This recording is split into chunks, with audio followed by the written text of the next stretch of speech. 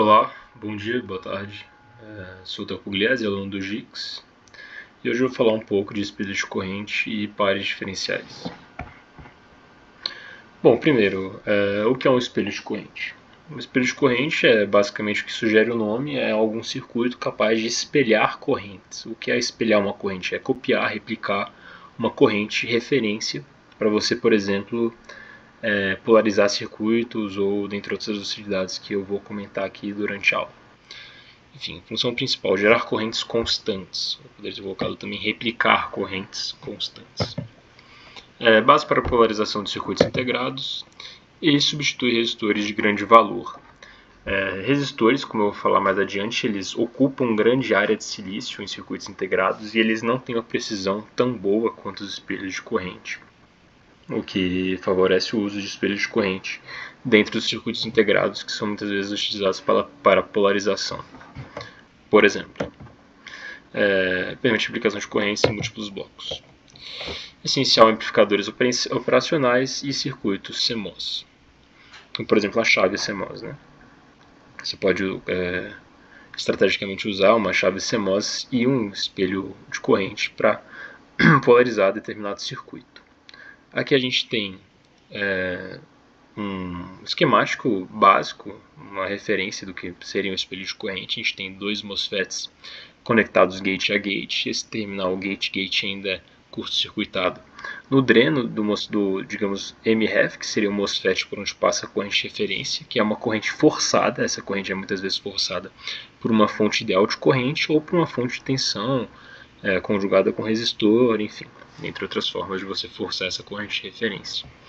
Sobre as características construtivas dos MOSFETs, para a gente ter a característica de espelho de corrente, vou falar mais adiante desse vídeo.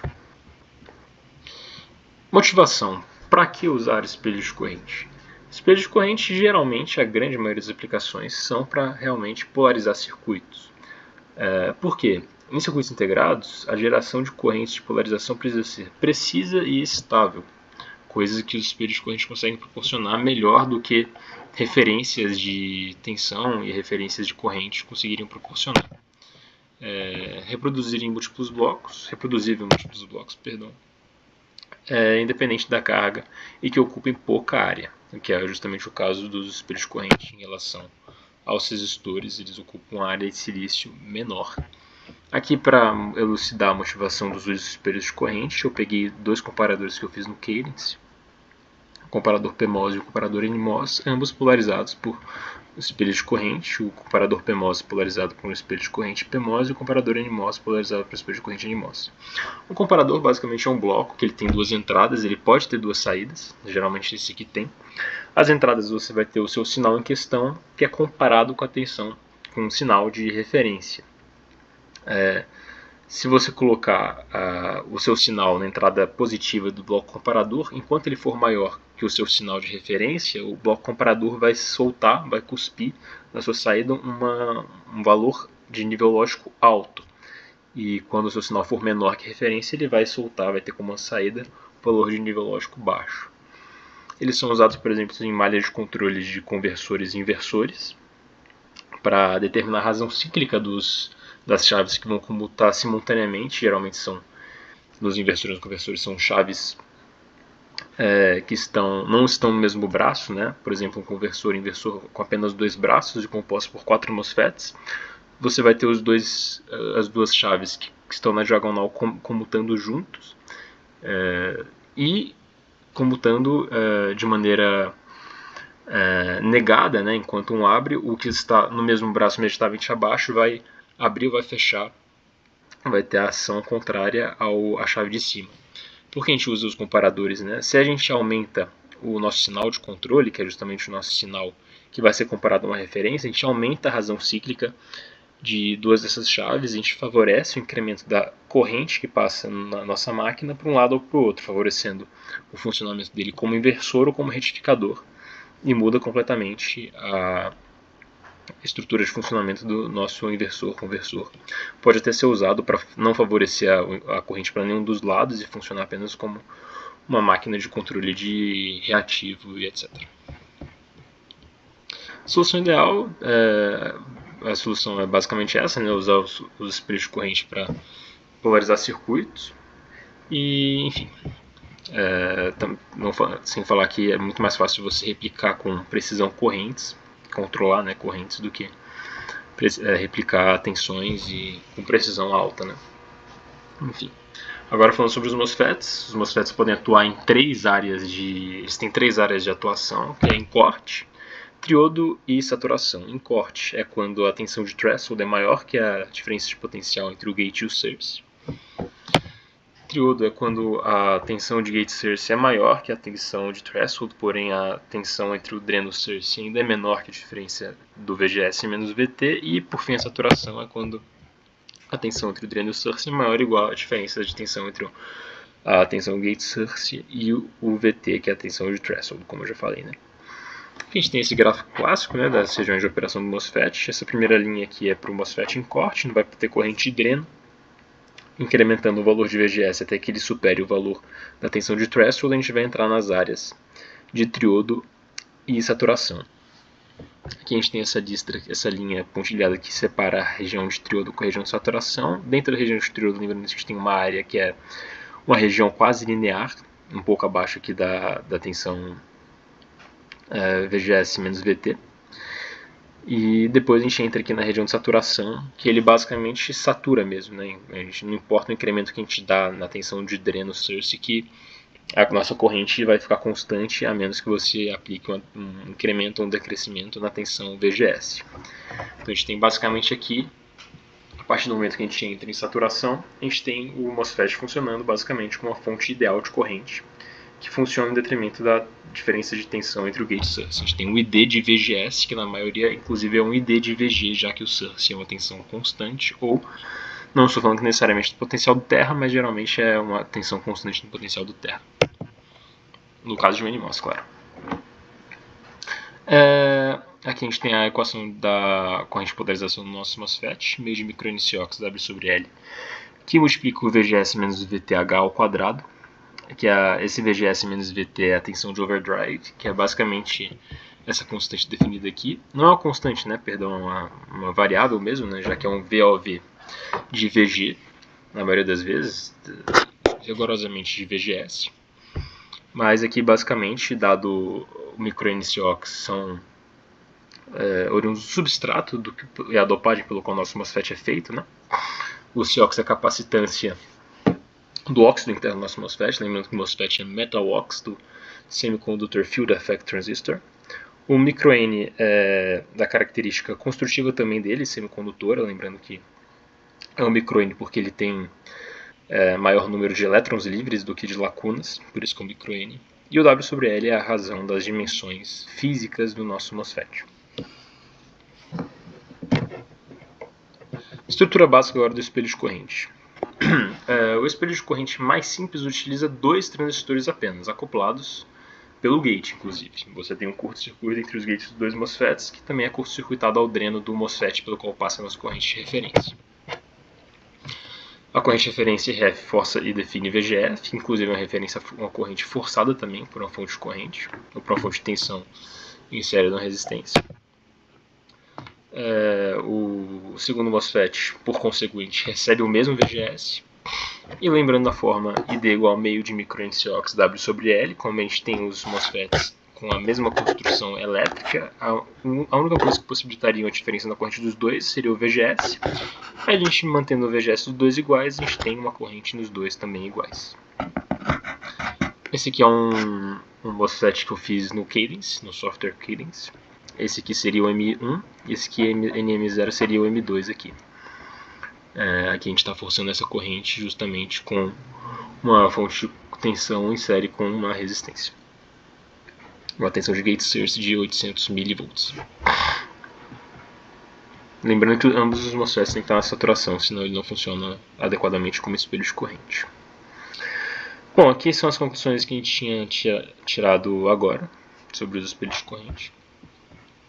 E, enfim, aqui fazendo a razão da nossa corrente de saída pela nossa corrente de referência, a gente, usando os MOSFETs construídos identicamente, de maneira idêntica, né, em relação à dopagem substrato, a gente tem que a única coisa que possibilitaria diferença na magnitude das correntes seriam as dimensões físicas dos nossos MOSFETs. Então a gente consegue ter um MOSFET com a tensão 2 vezes maior, ou 2 vezes menor, ou 3 vezes, ou 4 vezes, o tanto que você quiser, maior ou menor da nossa corrente de referência, se você projetar adequadamente as dimensões do MOSFET em relação ao MOSFET pelo qual passa a corrente de referência. Se, por exemplo, você tem uma corrente de referência de 1 mA e a razão W sobre L do MOSFET de referência é metade da razão W sobre L do nosso outro MOSFET por onde vai passar a corrente de saída, a nossa corrente de saída é o dobro da corrente de referência. E assim essa lógica vale no oposto também, se ela for maior, se for menor, enfim.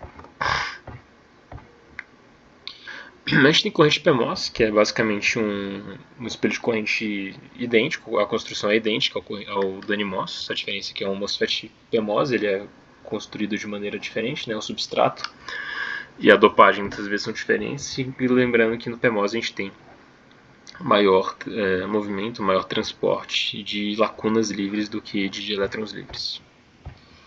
A tensão de controle são diferenciadas em relação ao nível lógico alto. Lembrando que se a gente for projetar um espelho de corrente NMOS em algum software como o Cadence, a gente alterna o potencial do corpo ou body do nosso NMOS, alterna. No caso do PMOS a gente conecta o potencial do nosso body ao VDD, como elucidado aqui nessa imagem. A gente tem o espelho PMOS, o body aqui no corpo do nosso MOSFET conectado ao VDD, e enfim, bem simples também. A equação é a mesma, a diferença é que é VSG agora, não VGS. Poderia ser VGS, só que teria que ser um módulo de VGS, que é um módulo da tensão de threshold do nosso PMOS. Como no PMOS a gente tem o transporte majoritário de lacunas, a gente tem que o micro P ele tende a ser menor que o micro N. Então, para a gente ter correntes da mesma magnitude em um espelho de corrente PMOS do que a gente teria em um espelho de corrente NMOS, a gente tem que ter um espelho de corrente PMOS mais largo, né? A gente tem que ter ele tem que ser fisicamente maior para a gente ter as mesmas magnitudes de corrente em um PMOS do que a gente teria em um NMOS. Aqui a gente tem o espelho Wilson, que ele é feito com agora 3 MOSFETs, não só mais com 2. Vantagens do espelho Wilson: ele eleva a resistência de saída e regula ativamente a corrente de saída contra a variação de tensão. Ele é menos sensível à tensão da variação V0V ou VOV, que é VGS menos VT. Ele é um espelho mais preciso, né? Ele é menos sensível a essa variação da tensão de saída. E aqui a gente tem a configuração básica de um espelho Wilson. Essa topologia também foi feita no Cadence, são 3 MOSFETs. Embaixo aqui a gente tem basicamente a configuração de um espelho simples, NMOS, e em cima a gente tem esse outro MOSFET adicional aqui, que incrementa a resistência de saída geral do nosso bloco e também apresenta uma precisão maior dada a menor sensibilidade da tensão de overdrive do nosso MOSFET. Aqui as vantagens, né? Resistência de saída elevada.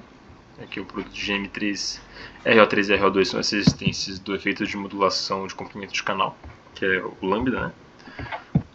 1 sobre lambda, o R0. A desvantagem é que a gente precisa de tensões maiores para ativar o nosso espelho Wilson, digamos assim, para ele funcionar adequadamente como espelho de corrente. Aqui um bloco comparativo entre os 3 espelhos e ainda um Cascode, que é um amplificador cascateado.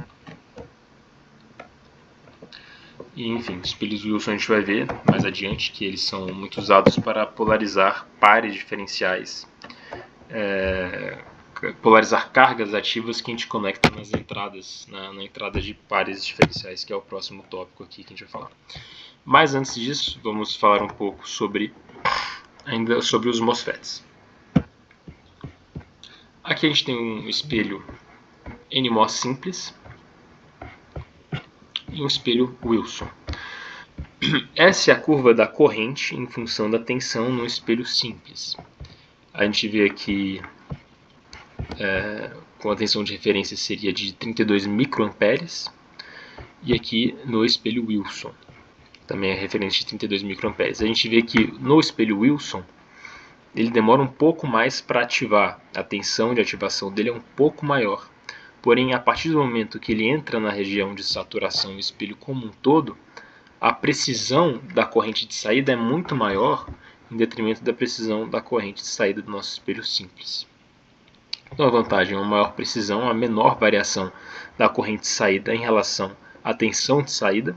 Veja aqui a tensão de saída variando no eixo das abscissas. Enquanto no espelho simples a gente tem a variação da tensão de saída, o que corresponde a uma variação maior na corrente de saída do nosso espelho. Bom, prosseguindo. Agora falando sobre pares diferenciais. O par diferencial é basicamente um amplificador que amplifica um sinal que é decomposto em duas componentes, que são as componentes diferenciais do nosso circuito. A gente faz isso para... A gente ganha algumas vantagens fazendo isso, como por exemplo a autoimunidades a ruídos, como por exemplo o ruído eletromagnético. Permite acoplamento direto em DC e é polarizado aqui, o rabo, né, o tail dele é polarizado por uma fonte, que seria o VDD e as resistências de dreno, ou, como eu vou falar mais adiante, um próprio espelho de corrente, que seria uma carga ativa. Os pares diferenciais têm um modo diferencial e um modo comum. O modo diferencial é uma entrada, né, diferencial. Aqui o V e D, né, que é o V em 1 menos o V em 2. Normalmente esse V em 1 é igual a menos o V em 2. Sim, justamente, né, o V em 2 é menos o V em 1, então você teria aqui um V e D igual a V em 1 menos o menos V em 1, que seria 2V em 1. E o V em 1 ainda é metade do V e D, que é a saída diferencial. No modo comum, geralmente o V em 1 e o V em 2 são iguais, que também são iguais ao V em 1 comum. Isso, tá aqui essa consideração. A gente tem também as saídas, né, diferenciais. Vout vai ser decomposto em Vout 1 e Vout 2, ou Vout mais e Vout menos. No modo diferencial, a gente tem o ganho de modo diferencial dado pela fórmula menos GM, ou seja, um ganho inversor vezes o paralelo da resistência de dreno e a resistência oriunda da modulação de comprimento de canal. Essa equação, inclusive, é idêntica à equação do ganho de um fonte comum. Seria menos GM, R0 paralelo com RL ou RD, resistência de carga, ou resistência de dreno, né? Enfim.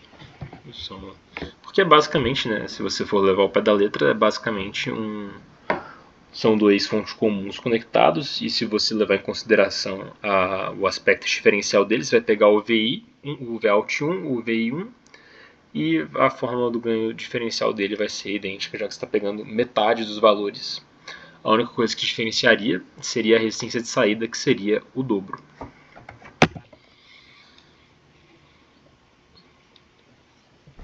Aqui falando sobre o modo comum. A fórmula do modo comum é essa, menos a resistência de dreno sobre a resistência de fontes, mais 1 sobre GM, que é o R0. E geralmente esse 1 sobre GM ou R0 ele é desprezível porque ele é muito menor que a resistência de fonte.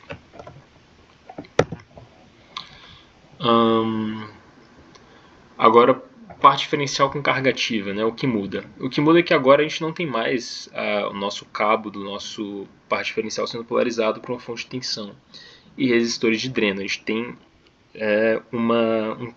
a gente tem agora um espelho de corrente, geralmente PMOS para polarizar um par diferencial NMOS ou NMOS para polarizar um par diferencial PMOS, que vai ter esse papel de polarizar o nosso par diferencial.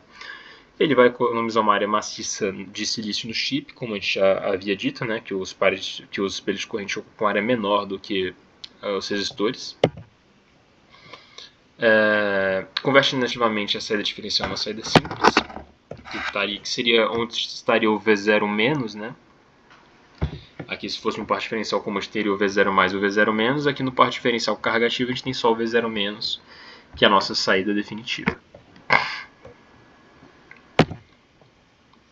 A gente tem a fórmula do ganho, que é o GM, o ganho de transcondutância do nosso NMOS, vezes o paralelo das duas resistências intrínsecas aos nossos MOSFETs. Uma das vantagens estruturais dele é que ele tem um ganho elevado já por si só. Ele consegue ganhos com ordens de magnitudes altas, elevadas. E uma baixa e um alto índice de rejeição de ruído de modo comum. Ruído de modo comum, o CMRR, é definido pelo módulo da razão entre o ganho em modo diferencial sobre o ganho em modo comum. Idealmente a gente quer que esse valor seja infinito, porque a gente quer um ganho em modo comum igual a zero. A gente pode calcular esse valor também em dB, fazendo 20 log o módulo desse ganho. Ele é aproximado ainda por 2 vezes o ganho de transcondutância do nosso MOSFET NMOS vezes a resistência de Sears. Então a gente pode, para ter um bom par diferencial, a gente pode usar na cauda dele um espelho Wilson ou um Cascode. E assim a gente vai ter um par diferencial com um índice de rejeição de ruído alto e ocupando relativamente um espaço pequeno dentro do nosso circuito integrado. Aqui as conclusões finais da aula. E agora eu vou demonstrar aqui um pouco mais sobre o par diferencial. Esse aqui é um par diferencial que eu fiz no Cadence. Esse aqui é um par diferencial puramente diferencial. Vout mais, Vout menos, vem diff 1, vem diff 2. Note que o vem diff 2 está defasado 180 graus em relação ao vem diff 1. Aqui eu tracei o vem diff 1 e o vem diff 2. Veja, né, que eles estão em posição de fase. E aqui o Vout diferencial, que seria o Vout mais menos, o menos Vout menos, seria 2 vezes o Vout mais, só que em oposição de fase. Amplitude aqui, tensão de pico de 20 mV, VVP de aproximadamente 40 mV. Aqui eu apliquei uma componente de modo comum, que vai influenciar na entrada definitiva dele, né, o VEN, que seria o VEN diff, mais o V comum, aqui, né? Então a gente vai ter... a gente mudou a entrada, mas como a gente vai ver, a gente não altera a saída em modo diferencial, já que como esse modo comum ele é comum às duas entradas, quando você fizer a diferença entre as duas componentes da saída, esse modo comum da entrada vai anular, um anula o outro e a gente vai ter um ganho em modo diferencial idêntico do que a gente teria se fosse um circuito puramente diferencial. Aqui o vem diferencial, mais um vem comum, né? A gente teve uma diferença das amplitudes. Agora eles estão em fase, inclusive, porque a entrada de modo comum tem uma magnitude maior do que a de modo diferencial, por isso que eles voltam a entrar em fase. E aqui o Vout modo diferencial idêntico ao Vout modo puramente diferencial que a gente tinha no caso passado. Fico por aqui, todos os documentos estão anexos, se quiserem refazer as simulações, grande abraço, boa aula e até a próxima.